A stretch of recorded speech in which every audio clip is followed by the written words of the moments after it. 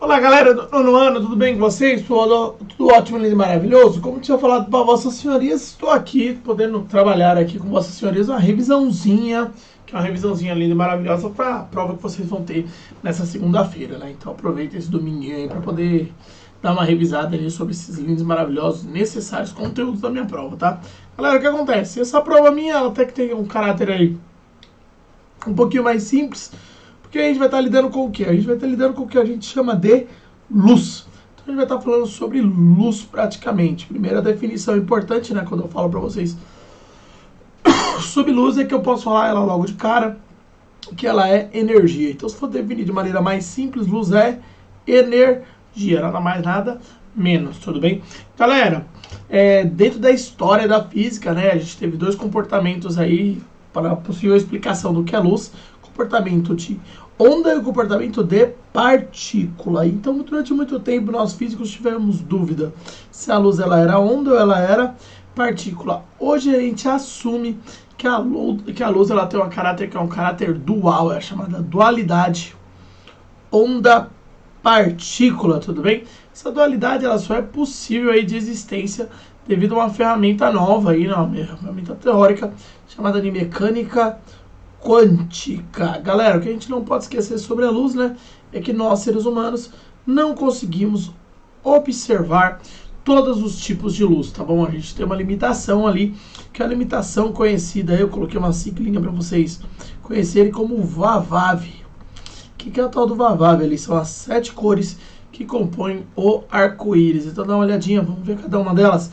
O primeiro delas é o vermelho. Depois do vermelho, eu tenho ali o alaranjado, né? Como eu falo para vocês, a cor é o alaranjado. Laranja é fruta. Depois eu tenho quem?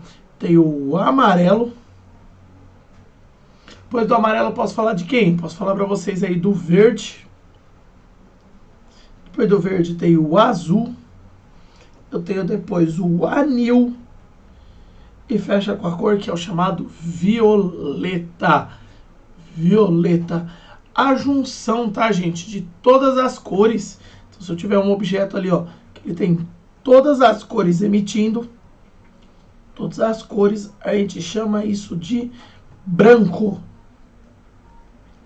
A presença de todas as cores é o branco, enquanto a ausência de todas, nesse caso a ausência ali, ó, ausência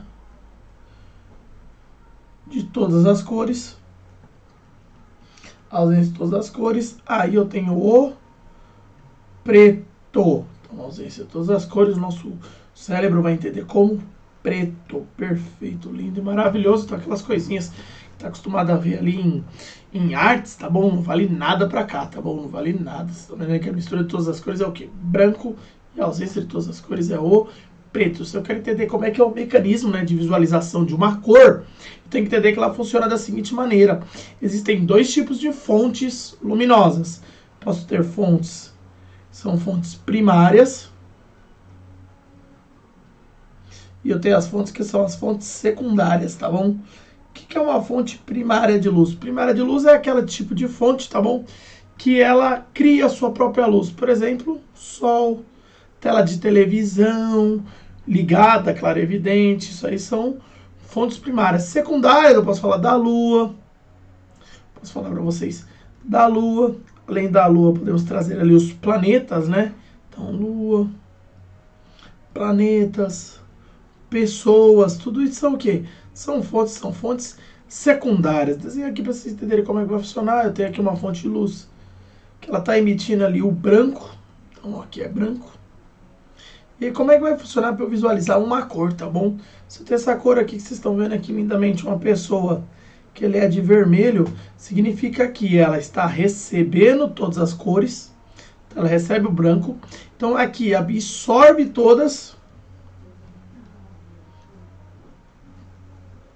E a única que é refletida para mim aqui, ó, que chega e entra em contato com os meus olhos, que eu tô fazendo um olho aqui pra gente entender, né? Em contato com meus olhos é o vermelho. Por isso que eu enxergo vermelho. Se eu trocar ali a cor, tá, galera? Da luz, também vai trocar a cor que eu vou observar. Lembre-se disso, tá bom? A cor que eu observe vai depender totalmente disso. Olha, o exemplo mais clássico ali quando a gente fala da bandeira do Brasil, né?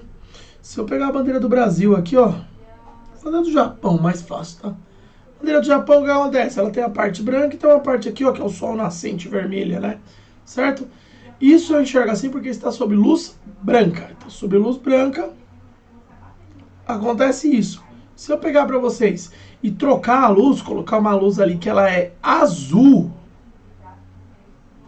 se eu colocar azul, como é que eu vou observar, tá bom? Olha a diferença que vai ser na bandeira, tá bom? Primeiro, aquele círculo central que era vermelho, agora ele deixa de ser vermelho. Por quê? Ele era vermelho porque ele absorvia todas e devolvia o vermelho. Então acontece ali, que significa que tem a capacidade dele absorver o azul. Então ele absorveu o azul e não devolveu nada. Então, ó, como não me devolve nada, isso aqui fica preto. E a parte que era branca, tá bom? A parte que era branca, o que acontece? Era branca por quê? Refletia todas as cores. Então, nesse caso, o que ela vai devolver para mim, ó, é o azul. Então, uma bandeira que ele era branco e vermelho, sob luz azul, ela vai devolver azul e preto. Vocês pegaram essa ideinha ali? É isso que eu vou observar. Isso é o mecanismo chamado mecanismo de cor, essencial ali para a nossa prova. Além disso, temos que saber os princípios de luz. Como que serão esses lindos e maravilhosos princípios, tá bom? Primeiro princípio, e extremamente necessário, é o princípio de propagação retilínea da luz. Ele diz para você que a luz ela só pode andar em linha reta. É por isso que ela possibilita uma maneira indireta do cálculo de altura de alguma coisa. Digamos que eu tenho um prédio aqui, que é um prédio de altura X, certo? Que em certo momento ele realiza uma sombra, que é uma sombra de 15 metros, certo? E no mesmo momento eu tenho uma pessoa ali, com 2 metros de altura, pessoa alta aí, tipo o Rodrigão aí, né? E aí ela realiza uma sombra aqui, ó, que é uma sombra de 1 metro, pode ser. O que acontece? Eu consigo saber qual que vai ser o tamanho do prédio usando esse princípio aqui, ó. A luz do sol, ela vem em linha reta, bate na ponta do prédio e cria uma região de sombra aqui. Enquanto ela bate também ao mesmo tempo ali no Rodrigão e cria também essa região de sombra de baixo. Vocês perceberem? Eu tenho o que aqui? Eu tenho nada mais, nada menos do que 2 triângulos e esses triângulos são semelhantes. Então eu posso fazer altura por altura, sombra por sombra. Então x está para 15, desculpem, x está para 2. X está para 2. Assim como, certo? 15 está para 1. Ou seja, proporcional. Multiplicando em cruz, eu chego numa altura de x igual a 30 metros. Esse é o princípio de propagação retilínea. Eu posso usar também em outras situações. Uma situação muito clássica é a chamada câmera fotográfica. O que é uma câmera fotográfica? Uma câmera fotográfica, primeiro, ela vai ser uma caixa. Uma caixa, a qual ela tem um pequeno furo aqui. Então, na parte central, vou apagar aqui para vocês verem. Temos um furo, certo? E aí, em frente dela, eu coloco lá uma pessoa. Podemos colocar ali uma pessoa de aproximadamente, 2 metros. Pessoa de 2 metros. O que acontece? A luz, tá? Ela segue linha reta, ela sai daqui, ó. A pessoa segue linha reta, passa pelo furo e chega do outro lado. Depois ela passa aqui, também passa pelo furo e chega do outro lado. Então aqui dentro da câmera fotográfica, ó, essa parte aqui, está sendo formada uma imagem da pessoa, mas essa imagem é a imagem dela de ponta cabeça, devido aqui. Se eu determino as distâncias, por exemplo, a distância daqui até a entrada da caixa, esse ponto que eles se cruzam, certo? For uma distância, por exemplo, de 5 metros. E a distância, o tamanho da caixa ser um de meio metro, eu consigo saber qual que é o tamanho da fotografia que está sendo realizada lá.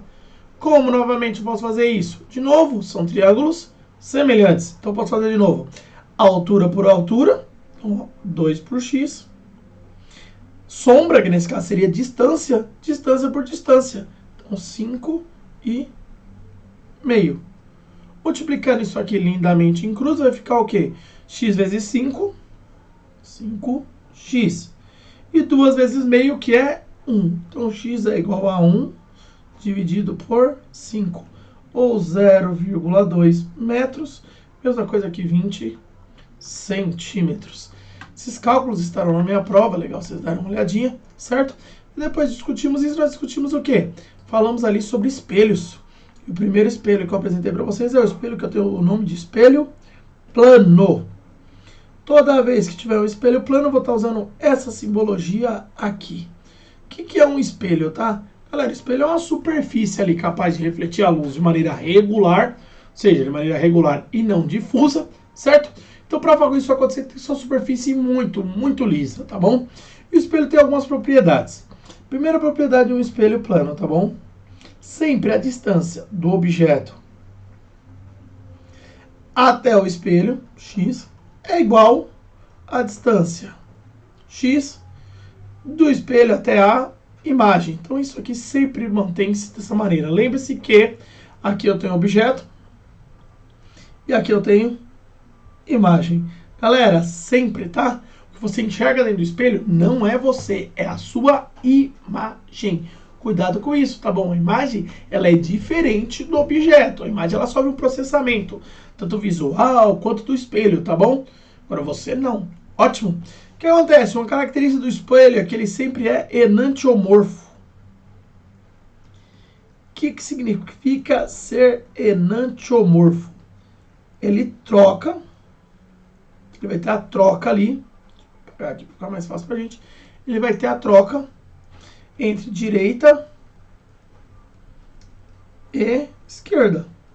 Ele troca direita e esquerda perfeitamente, certo? Galera, aqui ó, vou tentar jogar aqui para vocês, procurar rapidamente para a gente ver como é que funciona ali uma ambulância, né? Na ambulância a gente consegue ver isso perfeitamente. Só escolher um mapinha aqui, ó. Então deixa eu ver rapidinho aqui, ó. Deixa eu colocar pra gente, certo? Vou abrir uma abinha do Google aqui pra gente poder ver, tá? Aí fica mais fácil pra gente. Abrindo aqui, ó, uma pequena aba, vou jogar aqui na tela pra gente, certo? O que acontece? Jogando uma aba no Google, a gente consegue ver aí, por exemplo, uma ambulância. Ambulância. Certo? E aí a gente consegue ver as imagens, né? Se ver as imagens, o que a gente vai perceber, né? A ambulância aqui na frente, ó, ela vai ser escrita ao contrário, né, galera? Por que a gente escreve aqui, ó, ambulância ao contrário, tá? Escrever ao contrário aqui tem uma importância apenas. Como o espelho ele troca direita e esquerda, na hora que você observar no espelho retrovisor, você vai ver que de maneira, você vai ler isso aqui de maneira correta. E aí, lendo de maneira correta, você vai fazer o correto a ser realizado, que é já abrir espaço para que a ambulância siga. Belezinha, galera? E aí, o que a gente tem para nossa prova é isso. Vai estar uma prova bem teórica. Temos alguns cálculozinhos ali, mas bem pouco. Estudem, preparem-se e boa prova. Bye, bye. Até mais.